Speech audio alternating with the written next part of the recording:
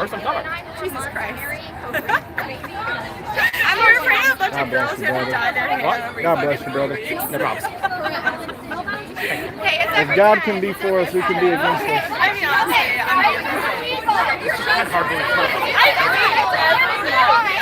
It's all right, man. it's like you literally can come get me. It's like a women's rights protest. Why are you making it about you guys? I know, no kidding. Why are you making this about you? What's your dad? What's your dad?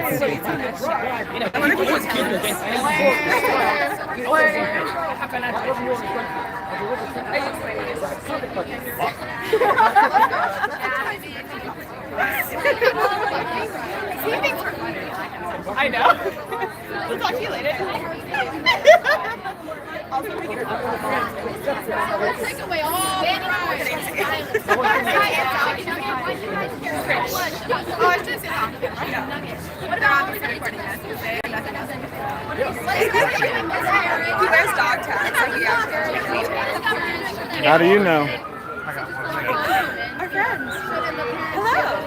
I missed you so much.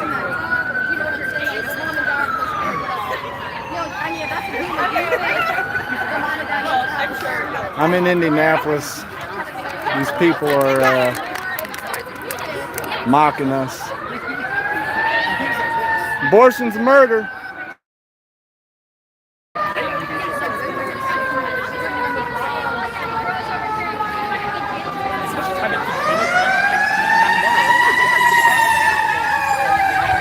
There's clearly a lot less of us than them.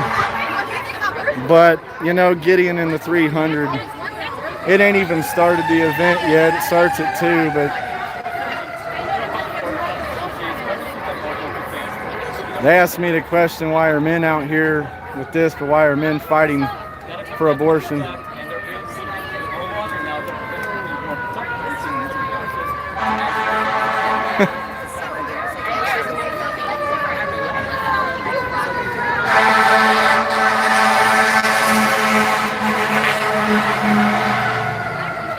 Yes, we're in Indy. At 2 p.m., it's going to be a little bigger. There's lots of people coming down here. 2 p.m. is the actual stream we'll be doing. But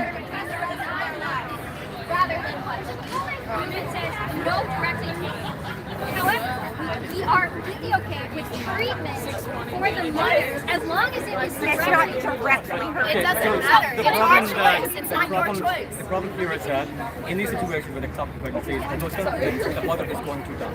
That is a fact. The mother is going to die, right? The abortion itself is not meant to kill this child. It is meant to save the life of the mother. The child, which is going to die. Personally believe that that's okay. That's not going to ban that. We're going to die. It's not okay. It's not your choice. You all will die. let me ask you, how are mothers going to die if they don't get an abortion? Unsafe abortion kills people. Okay, I understand that. And also, once she's dead, she has more right to support than she did when she had it. My child died at 16 weeks in the belly, the age that people have abortions, and he was fully developed. He had a penis, he had everything. I'm sorry for your loss. Thank you. I am genuinely sorry for your loss. Thank you. I don't think that it should be decided by anyone else. I think if you want a child, you should absolutely be able to have a child. But if you don't, I don't think that you should have to. I'm genuinely sorry for your loss, and I'm really I appreciate sorry you went through that. No, I appreciate that. And you know, there's a lesson in the Bible that people can agree to disagree. And we can be peaceful about things, which it is being peaceful, which is awesome. But it's also, I care for people's lives, and it is counted as murder in the Bible. Actually, the Bible says that life starts when the breath of God first enters the lungs. And when does that first enter? When the child is born, because before then it's not. It's in the uterus surrounded by water. It's not. So if a mother, umbilical cord, not but they're lungs. breathing. You answered that question. They're breathing. They breathe through enters the lungs. Before they're born, the breath does not enter the lungs. They get oxygen through the umbilical cord. The lungs are filled with fluid. Yeah. So Yeah. Still breathing though. But What does when science the breath say? of God enters the lungs. What does science say about conception at birth? What does science say about What does it? science say when when life starts? I actually don't know that one. In science, it says that the birth starts at conception when the sperm touches the egg. That's what they teach in anatomy class in school. I Well, learned because that's when they- I learned that's when an embryo forms, but that's not when life starts. Can I ask you how old you are? I'm 27. 27. I'm 34. I don't know when schools stopped teaching that, but when I was in school, they were teaching me that life starts at the conception of the sperm hitting the egg. Okay. I know schools are stopping. No. Well, then why are men standing up for your guys'?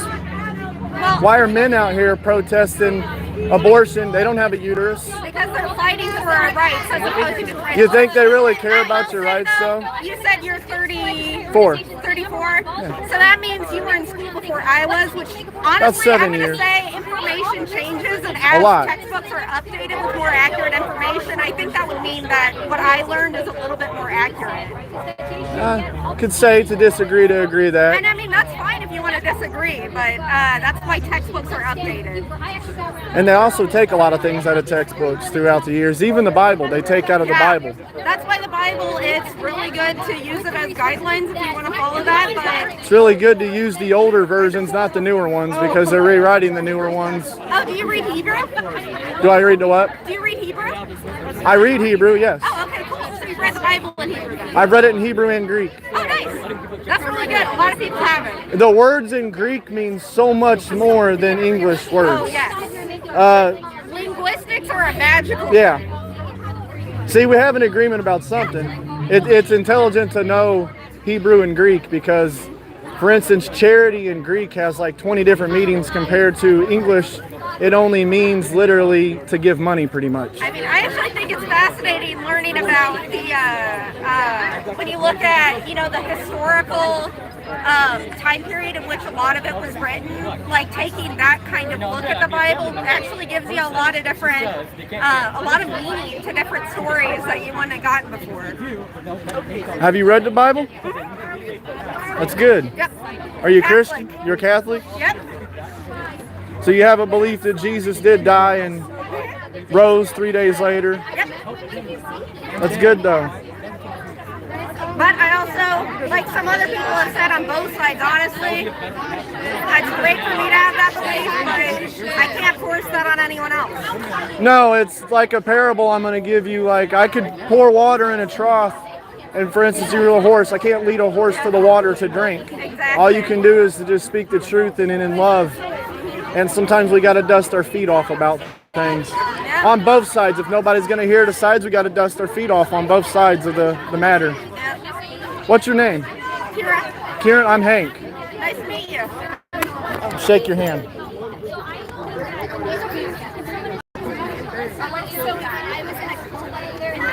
Can I ask one more question though? Do you believe that the fetus feels the pain? I don't know. Once they're neurodeveloped, they probably do. All I know is that banning abortions isn't going to stop abortions. It's just going to kill the baby and the mother. And that's not something I can stand by. And there is mothers that do get raped and killed, and that is a horrible predicament, but that's the evilness that's in the man that does it. And we got to stand for justice and know that if we unite as a country, the justice system will prevail in the end if we unite. And the problem with our nation is we're not united right now. Yeah. I'm more pro-life towards the life of the mother and the life of the infant. For both. I genuinely believe that the answer that pro-life people should be searching for is better sex education, because that is shown in multiple states that have better sex education. They have lower rates of teen pregnancy and lower rates of abuse. You know, yeah. And I completely stand by that, and I we shouldn't be trying to And you know, it's like make it known so that people can avoid an unwanted pregnancy situation and not have to. because while I can But I also know in your mind, it's like, Do you know the this is all that's going to happen. Do you know the statistics of pregnancy by rape though? I'm not talking about pregnancy by rape. I'm talking about unwanted pregnancies due to a lack of sexual education. I'm grateful for my life, and I'm grateful I can advocate for fostering. I don't want abortion, of course. Well, then you're not pro-life because you just said that you were for the mother's life, correct? For mother and child.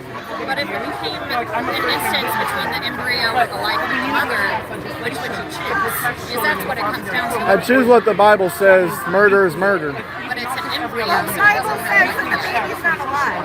Actually, it says it multiple places. Actually, It's the an Bible opinion. also says that in the case of adultery, specifically abortion should be performed. I know you brought up conception, but scientifically, which you also brought up scientifically, and I'm a teacher, so I know what's in the current textbook. Scientifically, conception is whenever the sperm meets the egg. That's it, which is just a clump of cells. So it's not. That's exactly what I said. When a sperm hits the egg, So life starts. therefore, when it becomes an issue between an embryo and a mother, the mother's life is more important because an embryo, scientifically, is not a life form. It's not. Scientifically, it is not. And biologically, it is not. So many laws The embryo does have its own DNA, protect women, that protect LGBT. And that's not life, though. but DNA is life. And so, No, as someone DNA is just a genetic code. I would like to DNA genetics is is not just life. evidence, so many but times people will use I our mean, if abuse I scratch you, Let's I'll put get it this your- way. I'll get your DNA under my fingernails. That's not Let's put it this way. A tree has DNA. What happens when a mother that's pregnant gets murdered? Do they charge just murder or 2 counts of murder? your value of life But is less honestly, necessary. I think the way the law is now, they charge it as 2 counts, but 2 counts. I think if the police officer would back that, but even though they won't get involved, it's 2 counts. 2 counts when the pregnancy is at a certain point. And that's by the time that the mother actually goes to the hospital and is known that they are pregnant. You can walk across. Okay, I just wanted to know if I could just jump in with one little thing that's bothering Yes. about this conversation. Yes. You know, I hear what you're saying about the DNA. It doesn't equal life. You know, I've had a kid when I had my DNA. It wasn't life, but my kid is never going to go on to develop personhood. Now, whether like me believe personhood starts at conception, or whether like you believe it starts at birth, you can at least have the intellectual honesty to admit there's something different about the abortion. Because personhood will come into play at some point, whether we agree on the place when it comes into play. It's not the same as a tree or a tooth or a tumor. Yes, or a I'm here. parasite. There's something different. I wasn't talking about the life about, but you brought up DNA. Okay, yeah. Well, whenever you Well, actually, you brought up the DNA. If that's the argument he wants to go down, it's the transitive. I think it's the combination of human DNA and personhood. Well, then he needs to make the difference between human DNA and then just general DNA. You know, and so I honestly think a lot of this because I was raised Catholic. I honestly don't. I wouldn't get an abortion myself, but I can't decide for anyone else, and I know that if it's made illegal, more women and children are going to die. Guys, I'll be back at 2 p.m. Eastern. I'm going to end this stream, charge my phone a little bit. 2 p.m. Eastern, there's going to be a bigger rally. We're going to be live for an hour and 45 plus minutes. So, from the radio, let me end this stream real quick. And okay, if you want to interview while streaming, I'll unplug it and I'll let turn it the other way. This way. Okay. My name is Hank Pogue. I'm here in Indianapolis. When there's speakers here, you know, what is your takeaway from hearing different people out? My takeaway is a lot of people are hurt. The nation's divided. As we can tell, the nation is divided big time. As a local pastor and a street evangelist, all the time I see people's hurt in these streets. I'm out here helping people constantly streets. I'm seeing people get freed constantly from drug addictions, getting off the streets, getting homes. I'm just out here to try to keep things peaceful, try to have, just talks from both sides, just to hear their side, to hear our side, with no arguing. And so far it's been pretty peaceful, to tell you the truth. Everybody has opinions. Like I gave them a parable. If you were a horse and I was a farmer, I could pour the water, but I cannot force you to drink the water. I can only lead you to it. So, I've seen a lot of discussions with people, how important is this part as part of the process as we do try to move yes. Yes, and the country is very severely divided. We're seeing 26 states are wanting to legalize it and 24 are wanting to ban it. So that's like a 55 to 45%. That's almost an even split down the middle. And as a nation, we've had enough division between color, race, ethnical backgrounds. And I just think we need more people to come out in unity. And, the Bible teaches we can agree to disagree, but my only stand that I won't agree on is murder is murder. And I have lost a child before at the age that they usually do the conception of abortion. And he was fully developed at 16 weeks. I mean, he wasn't big, didn't have all the skin wasn't fully developed, but he had organs. I could tell he was a male. I just want people to know I've seen people like my mother almost aborted me. And she regrets that she even had that thought because she sees the man I became now. It was through a rough situation. It was with a man that she really wasn't in love with. But she doesn't regret. And I've met women in the streets that have done ministry with us that they literally regret it. They have nightmares of the abortions they did do. And I just wish more people would hear the testimonies of people that have actually went through these. More of them will be here about 2 p.m. today that have went through these things. And it brings tears, even though I'm not a woman, I'm a man, it brings tears in my eyes just to hear what they've been through. And it brings tears in my eyes to see the people that are supporting it too, that, they got so much pain. And it brings tears in my eyes in general just to see people in pain. I don't think that we are going to come together on this issue anytime soon. No, I agree with you.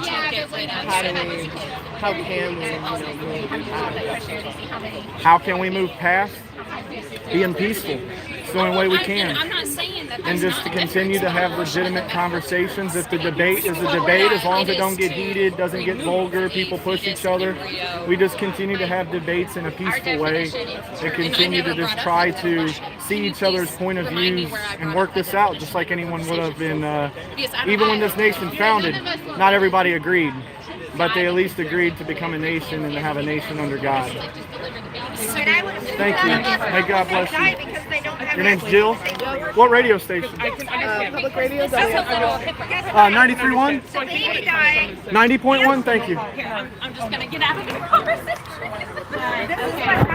May God bless you. I'll be back live at 2 p.m. Eastern. We're going to have, there'll be a bigger rally. So 2 p.m. Eastern, join in. I don't know what time it is now. What time you got on your... we got about an hour and 18 minutes before we start with the rally. So may God bless you all.